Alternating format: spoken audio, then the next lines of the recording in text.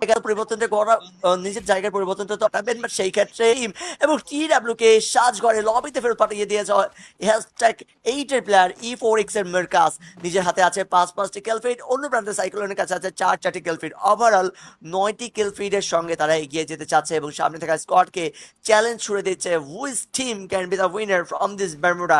Right now দেখতে পাচ্ছি মার্কাসকে একেবারে সোলো সার্ভাইভার হিসেবে কিন্তু নিজেকে প্রেজেন্ট করছে। অন্য প্রান্তে আছে ইতিহাসের ফুল স্কোয়াড, সেই ক্ষেত্রে 3v1 ক্লাসটাকে অনেকটাই টাফ হয়ে যাবে। মাদারকে নকডাউন দেখতে পাচ্ছি, মাদারকে নকডাউন করা হয়েছে, সেখানে ক্লোজিং এ যাবে, বাট সেই জায়গা থেকে শিশুকে নকডাউন ওয়ান্স এগেইন ইতাসি the solo survivor from his team.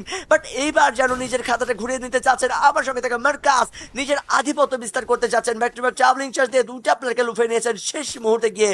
Marcus এখনো থামতে চাচ্ছে না, নিজের অকুত ভয় যোদ্ধা সে কিন্তু প্রমাণ করছে আজকের এই বারমুডা লবিতে কি করতে পারবেন মার্কাস।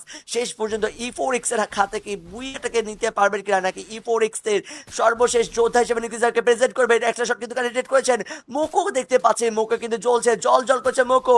ওয়াজ এগেইন শট কানেক্ট করছে Marcus, back to back travelling charge স্ন্যাপারের সঙ্গে ক্লোজ ইন দ্য ফাইট। সেই ক্ষেত্রে কতটুকু দেখাতে পারবে? Wow, it's a booyah for E4X Marcus.